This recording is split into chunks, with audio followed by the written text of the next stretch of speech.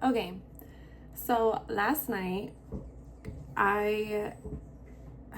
yesterday, I should say, leading up to last night, it was like the heaviest energy and the heaviest thoughts and just a bunch of cloudiness and confusion, if you will. And I was praying to God, and I'm like, why, like, what is this? Like, where is this actually coming from? Like,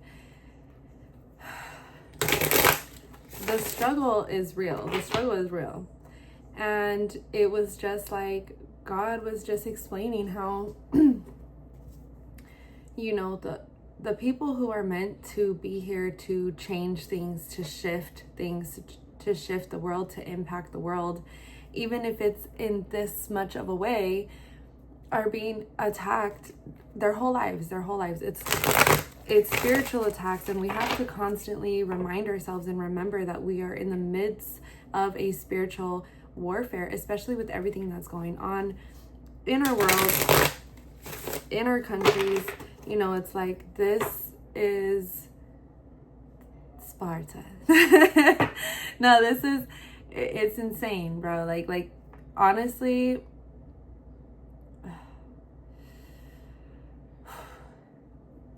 it's us versus them. It's the little people versus the higher ups. Mind you, the higher ups are not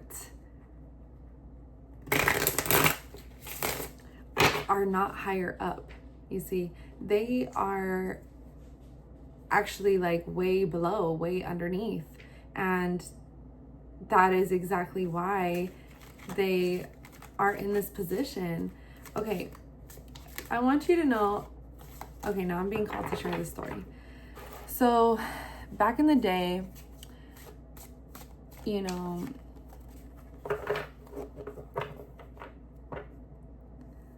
right, we're going to take it way back in the day, in the angelic realm, before the earth was created. It was God and his angels. Those were his first creations. Those were some of his first creations after the universe. So the angels, right? Now, the angels there was some angels that were in a choir, and they were singing, and it was the angelic choir. Now, Lucifer was God's most precious angel. Lucifer was God's most prized possession. It was like he was like everything to God, and he had the most beautiful voice in the entire universe. And so God had him on a pedestal because he was the leader of the choir. So now, this is exactly why I don't follow the Bible, because none of this is written in there. So, and I feel like, honestly, all of this really explains so much. And there is a lot of questions, okay? So bear with me as I try to get you guys through this story here. Now, there was another angel named Lilith, and Lucifer fell in love with Lilith. And when God found this out, God explained to them that he did not create the angels to fall in love with each other, that he created the angels to help the creation that he was creating, which was the earth. But it was like God's private project that he wasn't necessarily like sharing with the angels. He just let them know that there was a project that was coming, and that the angels needed to prepare, and that they were going to be protectors of this project. And so when God found out and realized that Lucifer and Lilith had fallen in love, it became a problem, because Lucifer no longer wanted to be so active and involved in the choir, because he just wanted to spend all of his angelic time with Lilith and be celestially in love. Okay, maybe the ancestors have something to, we'll maybe transition into that anyways. So they wanted to just be in love. And when you're in love, you just like, you don't want to go to work, you don't want to do nothing, you just want to be with your person, and you just want to be in love. If you could just cuddle in bed all day long, that would be like amazing, right? And so love can sometimes become a distraction from what we're being called to do. Love can sometimes pull us away from what it is that God is asking us to do. And it's not meant to be that way. God doesn't intend for us to be distracted from what he is calling us to do. Also, it's nowhere does it state, not in the Bible, not in the universe, nowhere does it state that we have to be in a partnership. Nowhere does it state that we have to be in a relationship. In fact, a lot of us are called to journey alone, to have a life of solitude, and to be in union with our spirit guides, and not necessarily in like a romantic way, but in a way where, because when you truly experience the love of the universe and the love of God, you feel so fulfilled, you don't even feel like you need to be in a relationship. And that's really the whole point. So we're not called to be in relationships, but if we decide that we want to be, then that's fine too. If it doesn't take away from what we're meant to do or what we're being called to do, then we could be blessed in a relationship. Now, God explained to Lucifer that this was a distraction and that he didn't want him to be distracted in that way, because he was being called to lead the choir, and without him there was no other angel that could lead the choir, because Lucifer had the most beautiful voice. Now, he didn't want to listen, and he continued and continuously disobeyed God and skipped choir practice and spent all of his time with Lilith. Now, God warned him, if you don't listen and if you don't obey me, then I'm going to have to remove Lilith. And so Lucifer didn't believe him, and he didn't think that he would destroy Lilith. So he just continued rebelling and being in love. And so God destroyed Lilith. Now, when Lucifer found out that God destroyed Lilith, he was completely heartbroken and devastated, and he rebelled even more. And he asked God, why did you destroy Lilith? That was the love of my life. And God told him, I did not create angels to be in love with each other. That's not why you're here. That's not the purpose, for you to be in love with each other. You guys, yes, can love each other, but not to be in love with each other in a romantic sense. You guys are celestial beings. You are meant to be here to protect the universe, the world, and all of the creations that are going to come about. And so Lucifer couldn't understand this. And I mean, let's be real, it doesn't really make sense sometimes, because it's just like, why did he destroy Lilith? He destroyed an angel, And so Lucifer he didn't understand, and it turned his heart just black, honestly. And so he was like, you know what is so special about God's creations? What is it that he's creating anyways that we need to be protecting and guiding and all this stuff? I need to see what it is that he's creating. So Lucifer went to the Garden of Eden, because at that time the Garden of Eden was very sacred and private. Nobody had seen it yet. So Lucifer walks in or peeks in, and he sees Eve. Now, what the Bible doesn't share or teach or explain is that Eve was made in the exact same liking as Lilith. Eve looked just like Lilith, but in a human form. Now, Lucifer saw this, and his heart just began, and he couldn't help himself. So he went into the garden and he spoke to Eve, and he ended up making love to her. And that's where he appears as a snake and has her eat the apple. Well, he wasn't a snake, he was himself as an angel, and the apple was them being romantically intimate with each other. So that's when Eve opened her eyes to see that, wow, this is actually this is what God was trying to prevent me from seeing or doing or experiencing. Well, Lucifer had to get out of the garden before God realized that he was in there. Adam had been, gathering in the garden. And when he made his way back to Eve, she taught him what Lucifer had just taught her. So now she was intimate with Adam. Well, Eve ended up getting pregnant. She got pregnant with 2 babies, Abel and Cain. One baby was from Lucifer and the other baby was from Adam. And so in the Bible, it does explain this, that eventually as the children grew up, one was evil and one wasn't. Well, eventually Cain killed Abel, so he killed his brother. And this is where the sin starts and everything like that, because God didn't intend for that to happen that way. But so when God realized that this was happening, it was already too late. So when God realized that Lucifer had been intimate with Eve, he scolded him and reprimanded him and punished him. And he told him that he was no longer allowed. He was going to revoke his access of being an angel. Well, when the other angels of the choir heard this and realized this and it started to put everything together, a lot of the angels rebelled against God, just like Lucifer, because they were like, this is unfair. This is injustice. Why couldn't you just let Lucifer be in love with Lilith? Like, what's the big deal? And God is like, no, you guys are meant to be celestial beings. And they're like, we don't give a fuck. Like, that's unfair. So God said, okay, well, if you don't agree with me and if you are going to agree with Lucifer, then all of you guys are going to get reprimanded.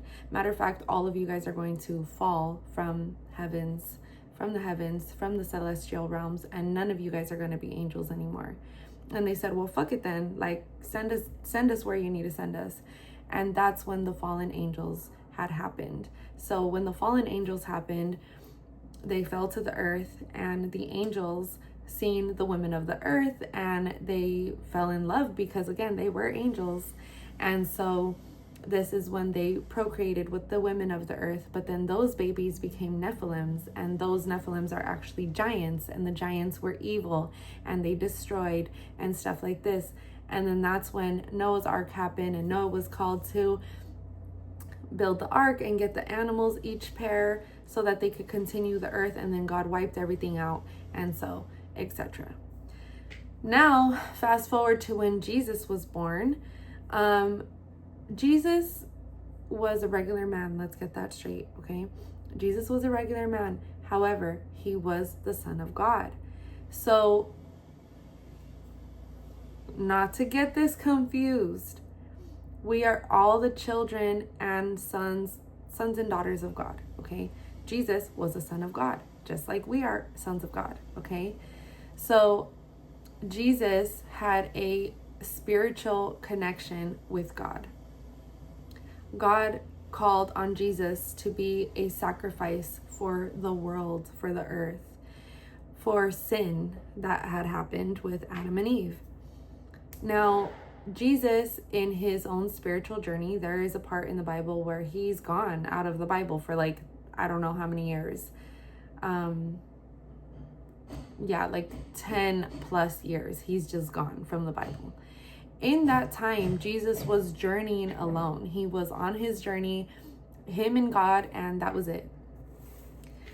So in that time, Jesus had learned how to do energy healing, how to do Reiki, how to do, how to be in tuned and in touch with Source, which is God, how to have the Holy Spirit in his heart, how to teach others. He was being taught by God how to teach others, how to be close to God, and how to build a relationship with God.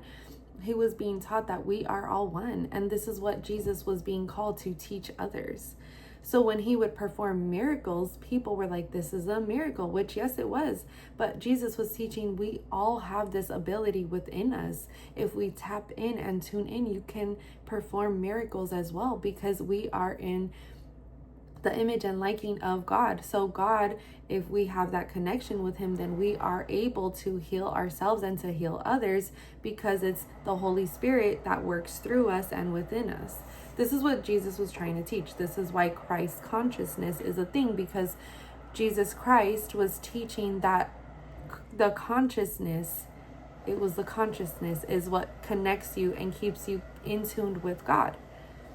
Okay? So now, Jesus was called to climb this mountain, to journey on and to get to the top of this mountain. It took him 30 days and 30 nights, and he didn't have water or food or nothing. So essentially, he fasted for those 30 days and nights. Now, if you've ever fasted for more than 24 hours, then you will know how much it actually opens you up to your own spirituality and your own connection with God and source, divine source, the universe, however you want to see it or call it, it is all the same thing, okay? So you can imagine how open Jesus Christ was at this time. He hadn't ate or drank anything. Now, when he reaches the top of this mountain, he encounters Lucifer. So they have a talk, and the talk goes something like this. Jesus Christ realizes that this is Lucifer, and he's like, what do you want? Like, what is your point?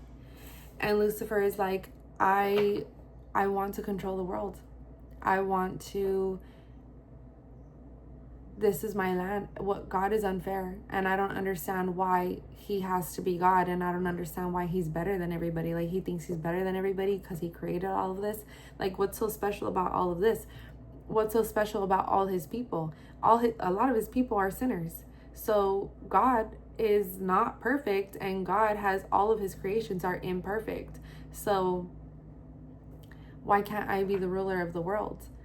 And so Jesus Christ tried to explain to him what God teaches, and Lucifer just didn't give a fuck, and he was just in his rebel era, and still is, and is like, I don't give a fuck. I don't give a fuck about God. He destroyed the love of my life. That was unfair. And Jesus was like, yes, but you are a celestial being. Like, you were never meant to fall in love. And Lucifer's like, I don't get that. Like, why couldn't I be in love? Like, makes no sense. Like, I still don't agree with God. And so Jesus said, I understand where you're coming from, and like how you're feeling is valid. However, like, we're meant to teach the world, the people of the earth, like how to be one with God, because everybody was meant to be here and to be happy and to thrive and to live off of the land and to be in unity and oneness with one another. But now, because of the original sin, there was disconnection, there was, triumph, there was challenges, there was all of these things. So Lucifer said, you know what, how about we make a deal? If your God is so, like, almighty, the way you claim and the way you say, then how about we make a bet? If all of the people of the earth and all of the people of the land can come into unity with God and to believe in God and to, worship God and be the way God intends, then I'll back off. Then God will prove his point to me, and I'll back off, and I will leave this earth, and I will leave the world.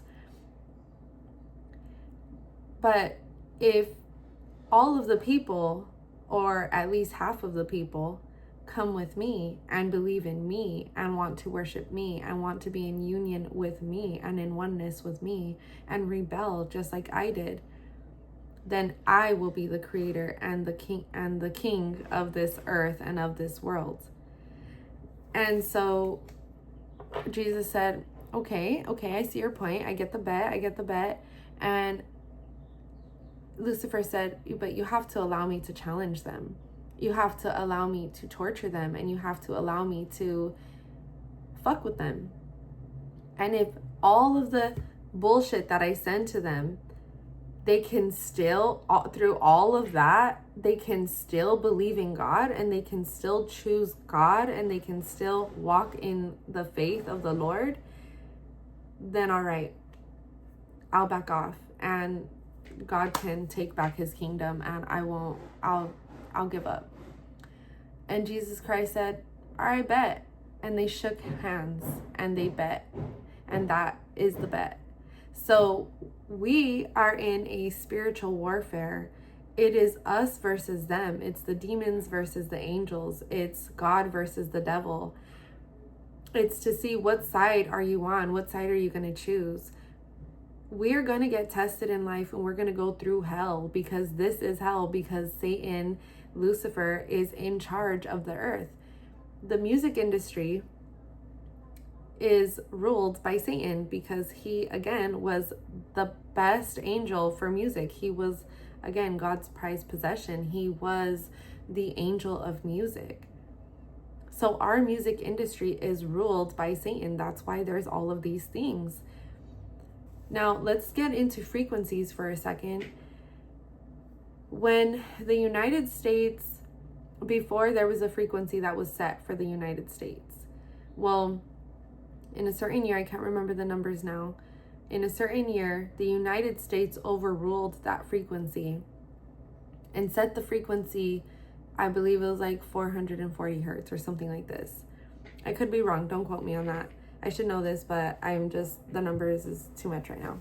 Anyways, the United States set the frequency to a certain hertz and said, every music, every artist, every song that's going to be produced and put on mainstream, on the radio, and CDs and music to listen to has to be set at this frequency, at this hertz. If not, it cannot be released.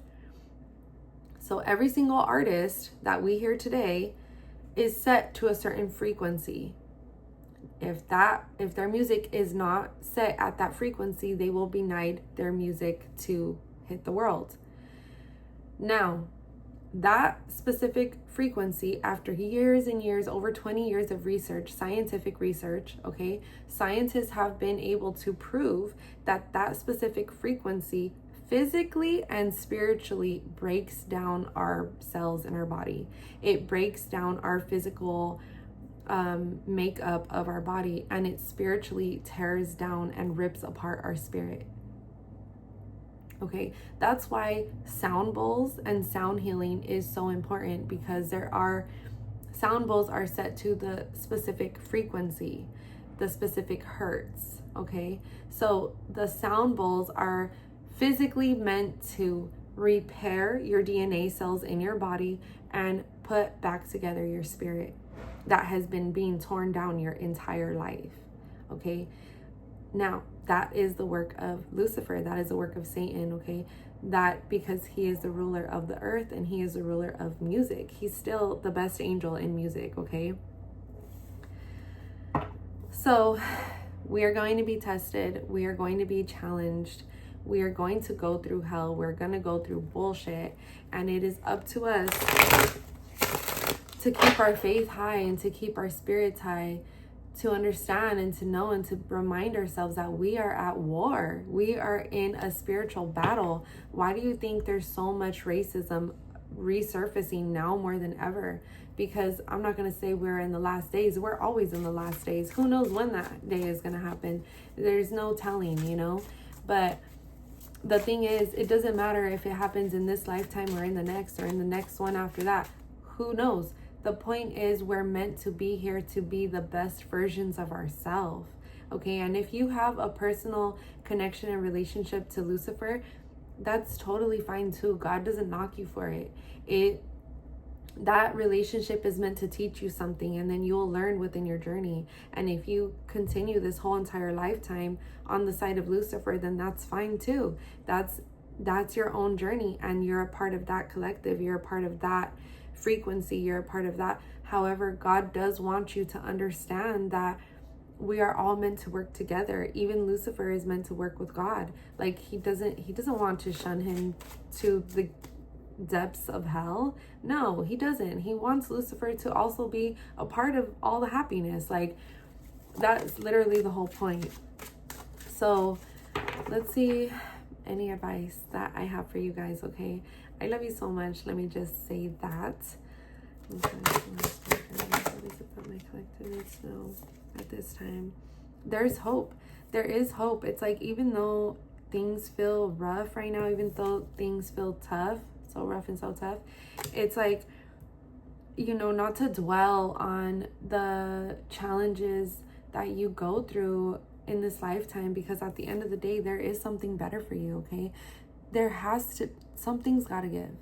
There has to be a better time. There has to be a better moment, especially if you walk with God and if you consider yourself a child of God. It's like, know that he will be reactivating you. Know that he will help you mend your broken heart. Know that he will help you repair your spirit, because at the end of the day, you are meant to be fulfilled. You are meant to be a part of this earth. And I'm getting the chills. You're meant to be part of this collective. You're meant to be here. You're meant to help others, uplift each other. You're meant to be here as a guiding light. You're meant to be here as a shoulder to lean on, a shoulder to cry on. You're meant to be here to show others that true love exists. You're meant to be here to show others that you are the embodiment of love. No matter what life throws at you, you're still able to alchemize and push through that, okay? You're meant to be here to be a part of a community. You're meant to be here to help others to see the light at the end of the tunnel,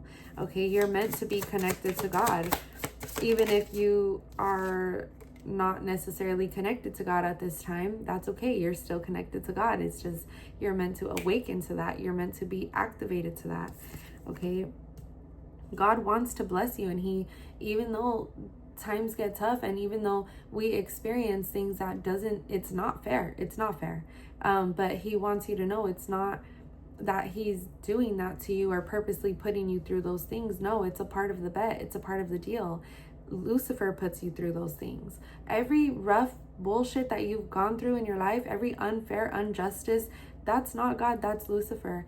And some might argue that it is God because he allows Lucifer to do it. Yeah, because that's what Lucifer wants. And because Lucifer rules this earth, because God allowed him to do that, to show and to teach that we are still children of God. And the point is that when Lucifer puts us through all of these things and through all of the bullshit that we go through since birth, since we are born, it's meant to teach us and show us faith and our own strength and our own beliefs in God, and to trust in God, to know that he will get us through those tough times that Satan puts us through. You see, I'm hearing someone say Satan is just misunderstood. Yeah, he is misunderstood. And a part of me, like, I feel bad for him. Like, it's fucking sad. His story is sad, and I get it. I get why he's like that. Like, when I was in my rebellious stage too, I didn't give a fuck about no one, not my parents, no one. Like, I did not give a fuck, and I didn't care who I hurt. In fact, I wanted to inflict pain because fuck him. You get me? So I get him. I understand where he's coming from, and in a sense, I could empathize with him. Now, I told this to one of my clients before too, is like, because she is a follower of Lucifer, and I understand, and that's her own path, that's her own journey. However, it's important to understand and to remember and to realize that not only does he put us through these trials and tribulations, but he also tortures and torments, okay? The families being separated, the families being tortured, children in cages, children getting SA'd, okay? Children getting attacked physically, mentally, verbally, spiritually, okay? That is the work of Satan. That is the work of Lucifer. Now, if you are a follower of him, then that's your own thing. However, remember what else he puts everybody through. If you've ever been SA'd before, that wasn't God, that was Lucifer. So that, again, your path with him is your own choice. But understand that all of the sufferings of the world, free Palestine, by the way, that is Lucifer, that is Satan, okay? That is all of the racism right now, that is Satan. All of the people in power, that is Satan, that's not God, okay? Public people who are going to be wiped out and wiped off of this earth, that is God, because they're pushing out a certain agenda that God doesn't want us to follow. When it gets too heavy like that, that's when God will step in and say, actually, no, we're not going to do this. And so some people do need to be taken off of their platforms because they are spreading hate. They are spreading wars. They are spreading, all of the information that they're spreading that's meant to disconnect us from each other. Okay, so that is Satan, that is Lucifer. So it's important to remind yourself that all of the things that he does. And so that's why the power of prayer is so important, okay?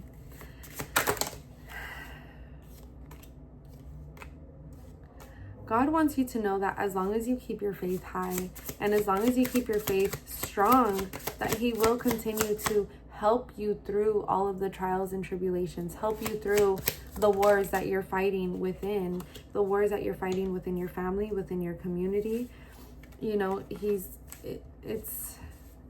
It's tough because there is a lot of injustice, and it really, to me, even makes no sense. But the point has to be proven, and unfortunately, that's just how it is, and it sucks, and it really does make no sense. And I could understand the rebelliousness that comes behind that. However, if we continue to stay in a rebellious state or in a resentful state, then nothing is going to change and nothing is going to be fixed. In fact, we're going to end up being stuck in that state, and we're going to be stuck within those trials and tribulations because we're not learning the power of unity and the power of oneness. Okay. If you've been struggling financially, know that those are the trials and tribulations that Satan is putting you through, but essentially it's actually meant to make you stronger. So in a sense, he could be helpful, and that is something that if you have a personal relationship with him, that is something that you know about him and that you learn from. So in a sense, we could be thankful for him in a lot of different ways because he does teach us a lot, and he does help push us to God, and he does, help push us to where we're meant to be. So,